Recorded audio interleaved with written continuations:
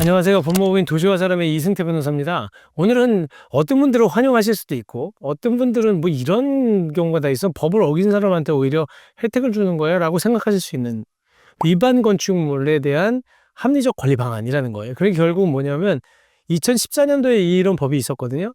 그러니까 위반 건축물을 양성화시켜주는 특별법이 있었는데 이게 이제 다시 만들겠다는 거예요. 여러분들 어떻게 생각하세요? 이 위반 건축물, 불법으로 건축물 증축하거나 개축한 부분을 몇 년이 지나면 이거 꼭 한 번씩 해주거든요. 10년에 한 번 정도씩 특별법을 만들어서 위반 건축물을 양성화시켜준다. 저는 이거 좀 반대예요. 이러면 안 되는 거 아니냐. 왜냐면 이거 자꾸 해주면 베란다 불법 확장 제일 많은 거거든요. 그 다음에 용도 변경, 집안 내. 그 다음에 막 주택을 갖다가 근린생활시설 바꾸고 그렇게 해놓으면 사람들이 뭐라고 하냐면 나 주변에서 야 이거 그 좀 지나면 다 특별법 만들어서 불법 건축물들, 위반 건축물들 다 양성화 시켜줘. 왜냐면 매년 10년마다 한 번씩 해왔으니까 2014년도에 했으니까 또 10년쯤 되니까 하는 거예요. 이게 좀 맞느냐 하는 거예요. 그리고 옛날에는 이 이행강제금, 그러니까 여러분들이 위반 건축물을 지어놓잖아요. 그러면 불법으로 베란다 확장을 해놨다 옛날에. 그러면 거기에 대해서 이거 빨리 원상회복하세요라고 시정명령을 내려요. 그럼 시정명령 내리면 착한 사람은 시정하지. 근데 좀 괘씸한 사람들은 시정 안 해요. 그리고 이때고 버텨. 그러다 보면 나중에 이행강제금을 부과하는데 이행강제금이 그렇게 크지 않아. 그러다 보니까 그래도 위반 건축물이 너무 많아요. 그래서 이 관리 방안을 내세운 건데, 자, 이거예요. 기본적으로 우리 위반 건축물의 대표적인 유형이 여기 잘 설명이 되어 있는데, 베란다를 무단 증축하는 거예요. 이렇게 3층이 지붕보다 4층이지만 안쪽으로 들어가 있잖아요. 이런 게 생긴 이유가 도로 사선 제한, 도로로부터 이렇게 사선으로 건물을 짓게 돼 있거든요. 그럼 일조권 사선 제한이 있어요. 그런 것 때문에 건물이 이렇게 들어가는 거예요. 발코니랑은 달라요. 그걸 확장하는 거 옛날에 다 불법이었다가 법을 바꿔서 가능하도록 해준 거예요. 이런 베란다는 아까 얘기한 것처럼 밑에 층이 지붕이에요. 지붕에서부터 안쪽으로 꺾여 들어가 있는 부분에 대해서 건물을 짓는 건데 이 부분이 계속 문제가 됐던 부분인데 이걸 어쨌든 무단 증축하는 사례가 많습니다. 그 다음에 옥탑층을 이렇게 무단 증축하는 경우, 옥탑이 원래 없어야 되는데 아무것도 없이 그냥 옥상이어야 되는데 이렇게 무단으로 증축하는 거예요. 왜냐하면 거기 창고나 보관하려고 이렇게 만들어 놓는 거죠. 그 다음에 또 하나는 1층 야외 공간에 대해서 아까 제가 얘기 드린 것처럼 뭐 무단으로 증축해서 도로 점용하는 거예요. 아니면 가까이 붙여가지고 거기다가 뭐 좌판도 깔고 뭐 아니면 차양화 해놓고 거기다 음식점 하면서 그 데크 같은 거 깔아놓고 손님 받고 필로티 무단 증축하는 거. 그리고 또 세대수를 증가하기 위해서 무단 대수상하는 거, 방 쪼개기. 그 다음에 무단 용도 변경하는 거. 이런 거 뭐냐면 근린생활시설을 주택으로 만들어서 전세를 놓는 거예요.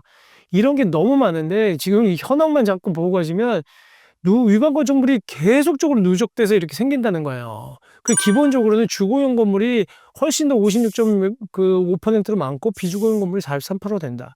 이런 내용들이 쭉 있는데 결론적으로 얘기 드리면 어느 부분에 대해서는 양성화 시켜주고 어느 부분에 대해서는 단속을 강화하겠다.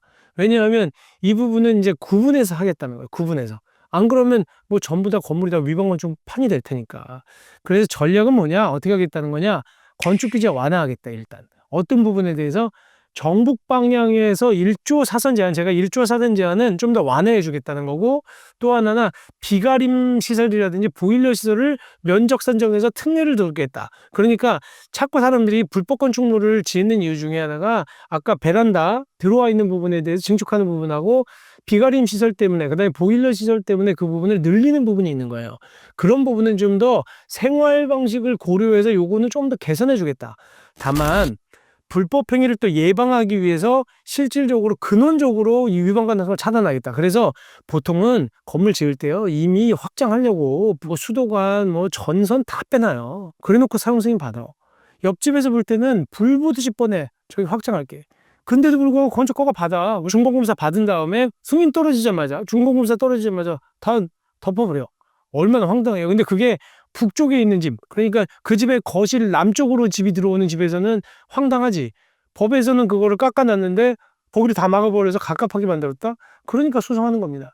근데 그 판결을 제가 2014년도에 1조권 침해, 북쪽에 있는 집의 거실을 불법 증축하는 것 때문에 막았다는 이유로 제가 철거 소송을 해가지고 대한민국에서 최초로 그 판결을 받았죠. 지금까지도 제가 철거 소송을 해서 꽤 많이 받았는데 최근 들어서 법원이 잘 안 해줘요. 그 왜 그러나 봤더니 이런 부분이 있는 거야. 이게 왜냐하면 양성화 시키려고 하는 부분들이 있고 규제를 완화하려고 하다 보니까 법원에서도 아주 심각한 경우 아니면 요즘엔 잘 안 해주거든요. 그 용도를 완전히 변경해서 건축법을 형해화 시킨다.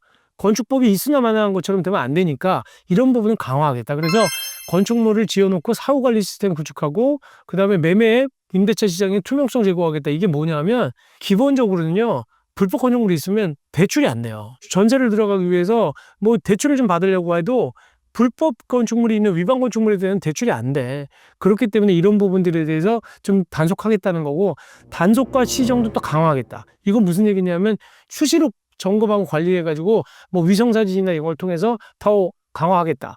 그리고 나서 이행강제금을 실효성 있게 하겠다. 그러니까 돈도 많이 매기고 끝까지 철거하도록 자기가 유도하겠다. 이런 얘기. 그래 결국은 당근과 채찍을 같이 주겠다. 그러니까 생활형 위반 건축물은 양성화시켜주고 그렇지 않은 부분에 대해서는 오히려 더 불법 행위를 예방하기 위해서 사후관리 시스템을 더 둬서 준공검사 이후에 뭐 6개월 내에 다시 점검한다든지 그런 제도를 두겠다는 거고, 또 하나는 이행강제금도 실효성 있게 부과하겠다. 이렇게 지금 법이 바뀐다는 거예요. 하도 많은 위반 건축물이 생기다 보니까 이제 나라에서 국토부에서 일부 부분을 양성화시켜주겠다는 겁니다. 그래서 여러분들 다 해당 사항이 있는지 보시고, 다만 모든 위반 건축물을 양성화시키겠다는 것은 아니다. 생활형, 어쩔 수 없이 우리 생활 형태, 삶에 조금 편의를 줄 수 있는 부분에 대해서는 규제를 좀 완화하겠다는 부분인데, 그게 1조 사선 제한하고 비가림 시설에 관련된 부분들이다. 보일러실.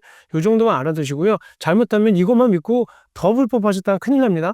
그리고 다음 시간에는요, 1조 사선 제한에 대한 부분은 제가 다시 한번 추가로 설명드리도록 하겠습니다. 네, 감사합니다.